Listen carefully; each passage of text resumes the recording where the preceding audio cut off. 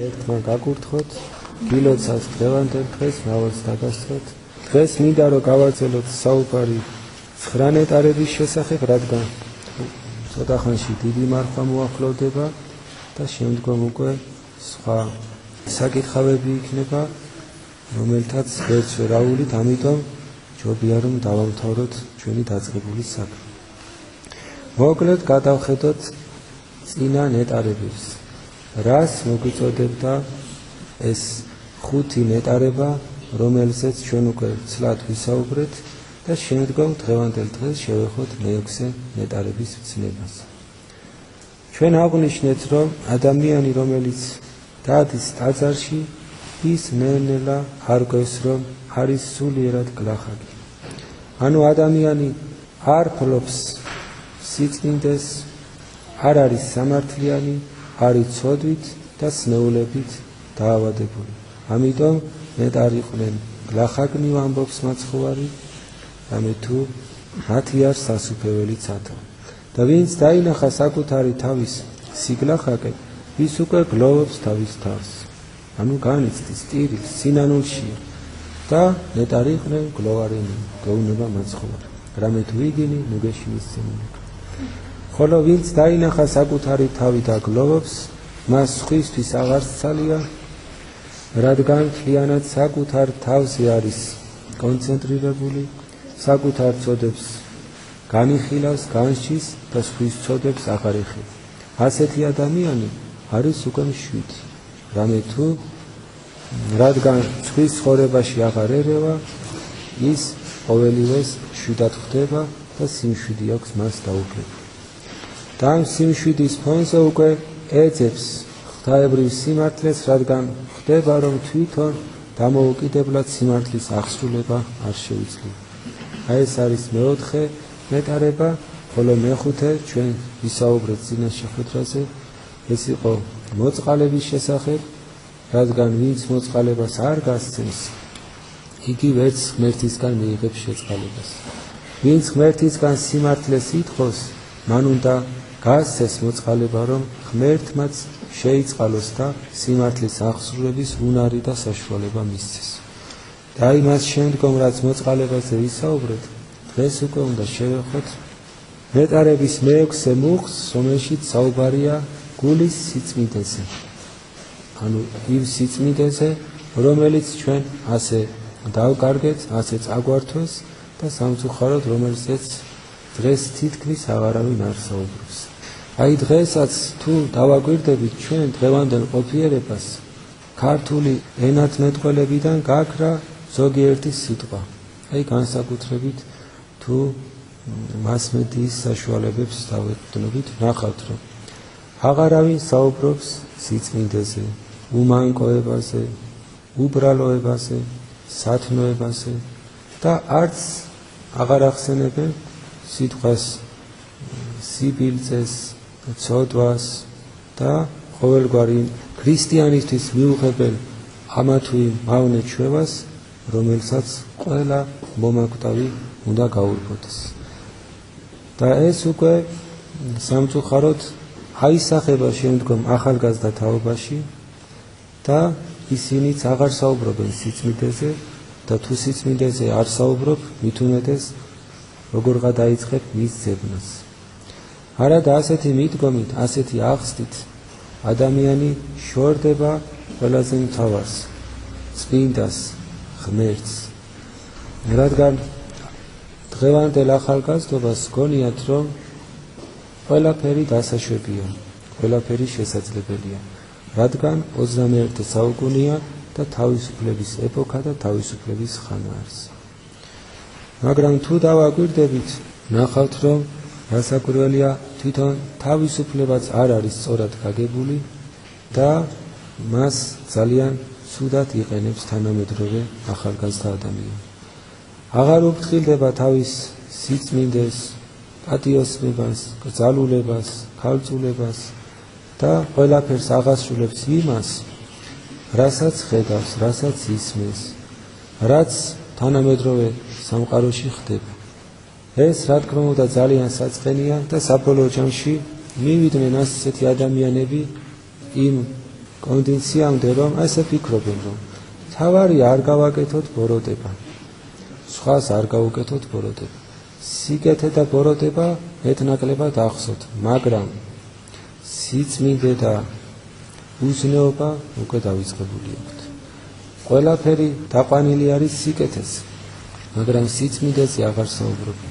და ის სწორედ დღეს ჩვენ კიდევ ერთხელ გავიხსენოთ, თუ რა დაგვაკისრა ჩვენ ღმერთმა, თუ რა არის ეს სიწმინდე, თუ როგორ უნდა ეძებდეს ადამიანის სიწმინდეს და რატომ არის აუცილებელი, რომ ადამიანი წმინდა ცხოვრებით ცხოვრობდეს. სწორედ დღევანდელ დღეს მეექვსე ნეტარების მუხლი გვეუბნება, რომ ნეტარ იყვნენ წმინდანი გულითა, რამე თუ მათ ღმერთი იხილონ. ხედავთ ჩვენ რა ხდება, რომ ესე იგი გულის სიწმინდე ეს არის სწორედ ღმერთის ხილვის აუცილებელი პირობა. თუ კი ჩვენ სიწმინდეს არ დავიცავთ, მაშინ ღმერთს ვერ ვიხილავთ. მაგრამ ეს სიწმინდე რაში გამოიხატება? სწორედ ამაზე უნდა ვისაუბროთ დღეს ჩვენ, რომ გულის სიწმინდეზე არის ლაპარაკი. და ვნახოთ მაცხოვარი, რას მოგვიწოდებს გულის სიწმინდესთან მიმართებაში. ასეთ რამეს ამბობს იგი, რომ კეთილისაგან გულისაო გამოვაო კეთილი სიტყვა, კეთილი საქმე და კეთილი ქმედება, ხოლო ბოროტისაგან გულისაო გამოვა ყოველგვარი ბოროტება. რადგანო სავსე გულმაო ვეღარ დაითიოს სიტყვა.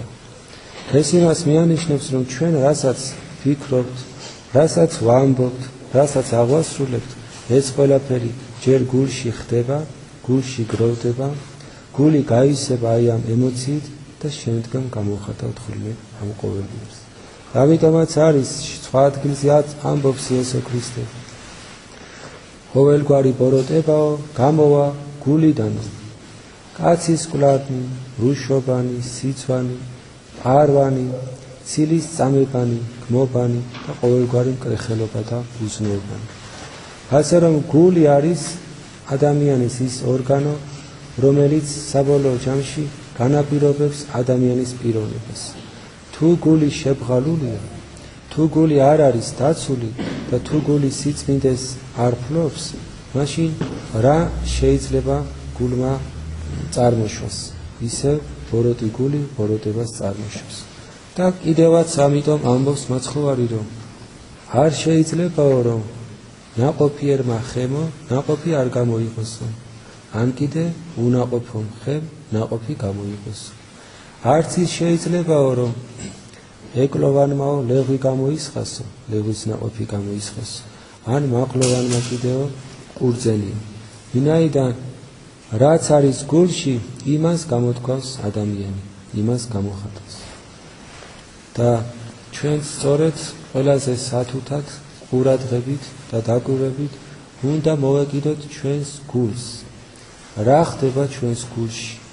რა ფიქრები, სურვილები, ემოციები, აზრები და განზრახვები გვაქვს ჩვენ? თუ კი ამას არ დაუკვირდებით, მაშინ ღმერთის ხილვის ღირსი ვერასოდეს ვერ გახდებით. რადგან ისევ წმინდა წერილს დავეხსნოთ და გავიხსენოთ, რას გვეუბნება მაცხოვარი, რომ არავინ ჩაასხავსო წმინდა სითხეს, თქვათ ღვინოს, რომელსაც ასე დიდი შრომა და გარჯა სჭირდება, ძველ და ჭუჭყიან ჭურჭელში, ხო? არამედ პირველად განწმენდავს ამ ჭურჭელს, რომ ის წმინდა სითხეც იყოს დაცული და კარგად შენახული. ასევე არის ღმერთი. არავის მისცემს თავის სიკეთეს, თავის სიწმინდეს და ღვთის მადლს, თუ კი უპირველეს ყოვლისა ადამიანის გული არ განიწმინდება ყოველგვარი უკეთურებისაგან. ასე რომ გული ეს არის საუნჯე, რომლიდანაც ან გამოდის ბოროტება, ან გამოდის სიკეთე. მაგრამ ადამიანი ისეთი არსება არის, რომ ზოგჯერ ჩვენ ფარისევლობთ და წარმოვაჩენს ჩვენ თავს იმად, რაც არა ვართ. თითქოს სხვანაირად ვფიქრობთ და ამ დროს სხვანაირად საუბრობთ. აი მაგალითად პირუტყვებს ეს არ შეუძლიათ. პირუტყვი რასაც განიცდის, იმას თავისებურად ხმით გამოხატავს. ტკივილს შესაბამისი გახლოვანებით გამოხატავს სიხარულსაც შესაბამისი და ჩვენ ვიცით რომ როგორ თითოეულ ამ ცხოველს როგორ ახასიათებს. მაგრამ აი ადამიანები შეიძლება რომ სხვა რამეს ფიქრობდნენ და სხვა რამეს გამოხატავდნენ. და არა თუ შეიძლება ასე ვართ თითოეული ჩვენთაგან. და აი ჩვენ რომ ღმერთივით ახლა შეგვეძლოს ერთმანეთის გულის თქმების წაკითხვა და დანახვა. ალბათ ერთმანეთთან მეგობრობაც გაგუჭირდებოდა. იმიტომ რომ ასე ვართ ჩვენ. ერთს ფიქრობთ და მეორეს ვამბობთ. ამიტომ ჩავიხედოთ ყველა ჩვენ გულებში და ვამხილოთ ჩვენი თავი და ნუ შეგვწყვება იმისი რაც ხდება ჩვენს გულში. რადგან ეს ჩვენა ვართ, სხვა არავინ არ არის. ეს ჩვენი გული არის და ჩვენი გულიც დაატარებს მრავალგვარ ბოროტებას და საკურებას. და აი გულის სიწმინდის მოპოვება, რა თქმა უნდა, შესაძლებელი არის ცნებათა დაცვით და უპირველესად ცნებათა შინაგანი დაცვით. ანუ ჩვენ არა მარტო გარეგნულად უნდა აღვასრულებდეთ ღვთის ჯულს, არამედ შინაგანადაც ფიქრების, აზრების, სურვილების დონეზე უნდა გრძნობდეთ და ვხედავდეთ თვითოულ ჩვენს მიერ გაფიქრებულ აზრს. აი რისკენ მიიმტვის ჩვენი გონება, რა უნდა ჩვენს გულს და აი ასეთი დაკვირვებითი ცხოვრების შედეგად ნელ-ნელა, რა თქმა უნდა, გული იწმინდება ყოველგვარი საკუარებისაგან. და აი ასე მცნებების შინაგანი დაცვით ადამიანი განწმინდავს გულს და როგორც მერე მაცხოვარი გვპირდება, ეტარი იყვნენ წმინდანი გულითა, რამე თუ მათ ღმერთი იხილონი. თუ ჩვენ გულს განვიწმინდავთ ყოველგვარი საკუარებისაგან, მაშინ ჩვენ ვიხილავთ ღმერთს. ჩვენ ვიცით რომ ღმერთს ვერავინ ვერ ხედავს, არც არავის უხილავს. მაშინ რატომ გვპირდება მაცხოვარი რომ ღმერთს იხილავთ? სწორედ ეს სიტყვები მიგვანიშნებს რომ რა თქმა უნდა მაცხოვარი რასაც გვასწავლის ის ყოველგვარი დაეჭების გარეშე უნდა მივიღოთ და აქ ხილვაში არ იგულისხმება თვალით მზერა მისი ან თუნდაც მისი მოსმენა და სიახლოვე მასთან ფიზიკური. არა, აქ იგულისხმება ისევ იმ გულში, განწმენდილ გულში მოსული მადლი, რომელიც უკვე საგრძნობი არის და რომლის მიღების შემდგომაც ადამიანი აღარ ეძებს აღარანაირ სასწაულს. გახსოვთ თქვენ, მაცხოვარი ამბობს ასეთ რამეს. ნათესავი ურწმუნო და გულარწნილიო, სასწაულსა ეძიებსო და სასწაული არა ეცეს მასო. ანუ ურწმუნო კაციო, სასწაულს ეძიებსო, რომ იქნებ სასწაულით მაინც დავიჯერო ღმერთი. მაგრამ სასწაული არ მიეცემა მასო. რადგან იმაზე დიდი სასწაული არ არსებობს, რომ ადამიანი მოახდინოს სულიერი ფერისცვალება, განწმენდა, განსპეტაკება და შემდგომ იხილავს რა უფალს. ეს არის ყველაზე დიდი სასწაული ადამიანისში, რაც შეიძლება მოხდეს, რადგან იმ ხელა სიხარულიდან ეტარება ეუფლება ამ დროს ადამიანს, რომ რა თქმა უნდა მას არანაირი სასწაული აღარ სჭირდება, რადგან თავად გულში ხდება სასწაული მოვლენა, თავად გული არის უფლის მხილველი. ასე რომ გულის სიწმინდის პირობებში ჩვენ უკვე შევძლებთ და ღმერთს მივიახლებთ. აი როგორც ჩვენ რომ დაბინდულ სარკეში ჩავიხედოთ, ვერაფერს ვერ დავინახავთ, ჩვენ თავს ვერ დავინახავთ, თუ არ გავწმენთ ამ სარკეც და როგორც კი გავწმენდავთ, ნელ-ნელა ამოვიკითხავთ ჩვენს თავს და რაც უფრო კარგად გაიწმინდება ეს სარკე, მით უფრო სრულფასოვნად ვიქნებით საკუთარი თავის დამნახავი. ასევე არის გულიც, რაც უფრო მეტად იწმინდება გული, მით მეტად მიახლება მისი გულის მზერა ღმერთისკენ და მით უფრო ახლოს ხედავს ადამიანი ღმერთს და შესაბამისად ღმერთიც მით უფრო მეტად შემოდის მასში. და ის სწორედ მეშვიდე მეტარება არის სწორედ აი ამ ღმერთის ხილვის შემდგომ მდგომარეობაზე, როდესაც ადამიანი განიწმინდება რა გულით, იხილავს რა ღმერთს, ღმერთისგან, რა თქმა უნდა, იღებს გარკვეულ წყალობას, ანუ მადლს. და ეს მადლმოსილი მდგომარეობა ასე აქვს გადმოცემული მაცხოვარს. ნეტარი იყვნენ შვიდობის ყოფილნი. შვიდობის ყოფილი არიან უკვე მადლმოსილი ადამიანები. დღეს ჩვენ ამ მდგომარეობისგან შორს ვდგევართ, იმიტომ რომ არ გაგვაჩნია ჩვენ ასეთი შვიდობის ყოფილობა. რადგან შვიდობის ყოფილობა ეს როგორც აღნიშნეთ პირველ რიგში არის მადლმოსილება. მადლმოსილება კი შეიძლება გულის სიწმინდის პირობებში და გულის სიწმინდე ჯერჯერობით ჩვენ არ გაგვაჩნია, თუმცა ამისთვის ვიღვწვით, ვშრომობთ და რა თქმა უნდა ჩვენც ნელ-ნელა აი ამ სულიერ სიმაღლეზე ავმახდებით, თუ კი არ დავაკლებთ მონდომებასა და მოწადინეობას. და ის შვიდობის ყოფილობა რას გულისხმობს ახლა? ერთია რომ მადლმოსილი მდგომარეობაა, მაგრამ როგორ განმარტოთ? პრინციპში არც არის რთული განსამარტავი, რადგან თავად სიტყვაც გვეუბნება. ადამიანი არის შვიდობის ყოფილი. ანუ ყველა ადამიანთან ახერხებს შვიდ ურთიერთობას. არავის არ ერჩის, არავის წყენას გულში არ ჩაიდებს. თუ კი ვინმე უსამართლოდ ექცევა, მასაც ყველაფერს პატიობს და შვიდად ცდილობს, რომ თუნდაც ეს უსამართლობა მიიღოს. ასე რომ შვიდობის ყოფილი ეს არის ადამიანი, რომელიც ყველგან ცდილობს, რომ სიყვარული შეიტანოს, ერთობა, სიმშვიდე შეიტანოს და სადაც ასეთი ადამიანი არის, იქ ვერ იქნება შფოთი, ვერ იქნება არეულობა, ვერ იქნება განყოფა ადამიანებისა, რადგან მას სიმშვიდე აქვს და მშვიდ ადამიანთან ურთიერთობა ყველას ახარებს და ყველასთვის სასურველი. ასევე ერთი სიტყვები არის წმინდა წერილიდან, რომ თქვენი მრისხანებითო მზეს ნუ ჩააქრობთ თქვენთვის. ესეთ სიტყვებს ამბობს წმინდა მოციქული. ანუ მრისხანი ადამიანი მზეს აკრობს. ანუ რას ნიშნავს ეს სიტყვები? პირდაპირ მზეზე ხო არ უნდა გავიგოთ ეს, არამედ აქ რა თქმა უნდა ღვთაებრივი ნათელი, ღვთაებრივი მადლი და ზოგადად ღმერთის განცდა იგულისხმება. და ვინც განრისხდება, ესეთი ადამიანი ემსგავსება ეშმაკს. რამე თუ როგორც ვიცით ჩვენ, ეშმაკი ბრტყვინავს და მრისხანებს და განყოფს ადამიანებს. შფოთი, არეულობა, შუღლი შემოაქვს ადამიანებში. ხოლო ღმერთი პირიქით ცდილობს, რომ ვიყოთ ყველანი ერთი.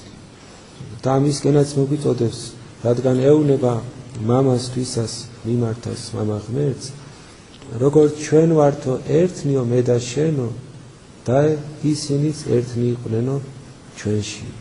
ანუ ერთობისკენ ვართ ჩვენ მოწოდებული ღმერთისგან და იმიტომაც იწოდება ეკლესია ერთ სხეულად, ქრისტეს სხეულად, სადაც ყველანი ვართ ერთობაში და ვემსახურებით ქრისტეს. და ვინც არ ღვევს აი ამ ერთობას, მისთვის მზე ჩაესვენება, ასე შეიძლება გამოვთქვათ, რამე თუ მისთვის ღვთის ნათელი და ღვთის მადლი უკვე მიუწვდომელი არის. და ჩვენ ვეცადოთ, რომ სიმშვიდე ჯერ ჩვენს თავში მოვიპოვოთ, ჩვენს გულში მოვიპოვოთ და შემდგომ თუ კი ამას შევძლებთ, მაშინ ყველასთან ურთიერთობაში ვიქნებით შვიდობის ყოფილი. შვიდი არის ადამიანი ღმერთის წინაშეც ამ დროს, რადგან ღმერთის წინაშე გული განწმენდილი აქვს მას და უკვე სინდისის გენჩნაც აღარ აქვს, რომ ასე თქვათ ის ღმერთს მოშორდა. ასე რომ ამ სიმშვიდეს ადამიანებთან მიმართებაშიც ამჟღავნებს და რაც თავარი არის, ასეთი ერთი წმინდა მამა განმარტავს, რომ შვიდობის ყოფილი არიან ის ადამიანებიო, ვინც ყველასთან მიმართებაში მოწყალე თვალებით და მოწყალე ქმედებით არიან გამორჩეული. ანუ ყველა უყვართ, ყველას ზრუნველები არიან, ყველას გასაჭირი თუ სიხარული გულთან ახლოს მიაქვთ. აი ესენი არიან შვიდობის ყოფილები. და საოცარ რამეს პირდება იესო ქრისტე შვიდობის ყოფილ ადამიანებს. რამე თუ ისინი ძეთ ღვთისად იწოდნენ. ჩვენ უკვე მეშვიდე ნეტარების მუხს განვიხილავთ და ასეთი დაპირება არც ერთ მუხთა მიმართებაში არ ყოფილა. გავიხსენოთ, გვირდებოდა ზეციურ სასუფეველს, გვირდებოდა ნუგეშინის ძემას, გვირდებოდა სულიერად დაპურებას, გვირდებოდა ქვეყნის დამკვიდრებას. შემდგომ დაგვირდა, რომ შეგიწყალებთ კიდევაცო. ბოლოს დაგვირდა, რომ თქვენ ღმერთსაც იხილავთო, მაგრამ აი მშვიდობის ყოფილობა რამდენად ამაღლებული სულიერი მდგომარეობა, რომ ძე ღვთისად იწოდნეთო. ანუ ძე ღვთისა ვიცით ჩვენ ვინც არის იესო ქრისტე და ფაქტიურად გამოდის, რომ თითქოს და ათანაბრებს ჩვენს მდგომარეობას იესო ქრისტესთან. იმდენად დიდი არის მშვიდობის ყოფილობის სათნოება. თავად მაცხოვარიც ასეთი იყო, თავად იესო ქრისტეც თვითონვე ამბობს, ხო, მე ვარ მშვიდ და მდაბალ გულითო. ასე რომ მშვიდობის ყოფილობა ეს არის ღვთაებრივი ძის პატივის თანასწორი მდგომარეობა. არც ეცხვად ნეტარებაზე ამგვარი დაპირება არ მოუწია ჩვენთვის მაცხოვარს. ასე რომ ძესთვის კიდე რა არის დამახასიათებელი? ძის მდგომარეობა ისევ სახარებიდან დავიმოწმებთ, ნახავთ, რომ ძეს ეკუთვნის ყველაფერი ის, რაც მამასაც. აი უწყებიშვილის იგავი, რომელსაც ჩვენ უახლოეს კვირებში წავიკითხავთ და განვიხილავთ, სწორედ ამაზე მიანიშნებს, რომ დაკარგული ძე დაბრუნდება თავის სახლში. ეს დაკარგული ძე საკმაოდ უდიერად მოექცა მამის ქონებას, მაგრამ მიუხედავად ამისა, მამა მიიღებს მას, დაუბრუნებს შვილისთვის დამახასიათებელ პატივს, შემოსავს და ყველანაირად ისევ გულში ჩაიკრავს იგივე ღირსებას და პატივს აღუდგენს მას. რადგან შვილმა იცის, რომ რაც მამისა არის, ის მისიც არის. არც მსახურმა არავინ არ იცის, სხვა არც ნათესავმა არ აქვთ არავის ასეთი განცდა, რომ რაც სხვისია ჩემიც არის, მაგრამ რაც მამის არის, ვიცი, რომ ეს ყველაფერი ჩემიც არის. ასე რომ ძედ წოდება და ძეობის დაპირება ეს არის ყველაზე დიდი, რასაც შეიძლება, რომ ღმერთი ადამიანს დაჰყირდეს. და ამიტომაც არის, რომ გვეუბნება მაცხოვარი, რომ მე არ მინდაო, რომ იყოთ ჩემი მონებიო, მინდაო, რომ იყოთ ჩემი მეგობრებიო და ჩემი შვილებიო. ასე რომ ჩვენ ძალიან დიდი პატივისკენ ვართ მოწოდებული და აი ამ პატივის მიღება შესაძლებელია, როგორც თავად მაცხოვარი მოგვიწოდებს ჩვენ, თუ კი შეძლებს და აი ამ სულიერი საფეხურისთვის მეშვიდე კიბემდე ავმართლებით და მოვიპოვებთ მშვიდობის ყოფილობას, რომელიც ჩვენ ასე ძალიან გვაკლია. ჩვენ არათუ მშვიდობის ყოფილნი ვართ ხოლმე ხშირად, არამედ პირიქით ყოველგვარი შფოთის, არეულობის მიზეზი ვხდებით, ძალიან ხშირად მრისხანებით გამოვხატავთ შინ თუ გარეთ ჩვენს ემოციებს და ამით პირდაპირ ვეწინააღმდეგებით აი ამ მოწოდებას მაცხოვრისას, რომ იყავით მშვიდობის ყოფილნი. არა მარტო თქვენ გულში იყოს მშვიდობაო, არამედ სადაც მიყვართ ყველგან მშვიდობა მიგეტანოთ. და გახსოვთ თქვენ აღმდგარი მაცხოვარი გამოეცხადება მოწაფეებს, შეშინებულ და შეშფოთებულ მოწაფეებს და ეთქვის მათ მშვიდობა თქვენთან. აი ეს მშვიდობა იყო დამახასიათებელი მაცხოვრის მიწიერი ცხოვრების დროს მისთვის და ეს მშვიდობა დაეყოფილიყოს ჩვენი თანამდები ჩვენს აქაურ ცხოვრებაშიც და მარადიულ სამყოფელშიც. ასე რომ ძალიან დიდი არის ღვთის დაპირება, მაგრამ საკმაოდ დიდი შრომა, მონდომება და გარჯა გვჭირდება, რომ მივახციოთ ამ სულიერ მდგომარეობას. როგორც აღნიშნეთ, აი ამ მშვიდობის ყოფილობას წინ უძღვის გულის განწმენდა და გულის განწმენდისთვის ჩვენ ძალიან ბევრი შრომა მოგვიწევს. თუმცა უშრომელად არც ამ ცხოვრებაში მოიპოვება რამე და მით უმეტეს ზეციური სასუფეველის მოპოვება და ღვთაებრივი ძეობის მიღება და მიღწევა, რა თქმა უნდა, მით უმეტეს არ შეიძლება, რომ გარჯისა და თავზე ძალის დატანების გარეშე მივახციოთ. ასე რომ ერთმა გაკურთხოთ, გაგაძლიეროთ, ერთმა მშვიდობა მოგცეს, ისეთი მშვიდობა, რომელიც არა მარტო ჩვენს გულს მოეფინება მალამოდ, არა მარტო ჩვენ ვიქნებით დაწნარებული, არამედ სადაც მივართ, ყველგან მშვიდობას მივიდეთ. და წმინდა პავლე მოციქული წერილებს, როდესაც წერს თავის მოწაფეებს სხვადასხვა ქალაქებში, ყოველთვის მშვიდობით იწყებს და მშვიდობით ამთავრებს. მადლი უფლისა ჩვენისა იესო ქრისტესიო და მშვიდობა გქონოდეთ თქვენ. აი ასეთი მშვიდობა გქონოდეთ ჩვენ, აც და უკუნით უკუნისამდე. ამინ.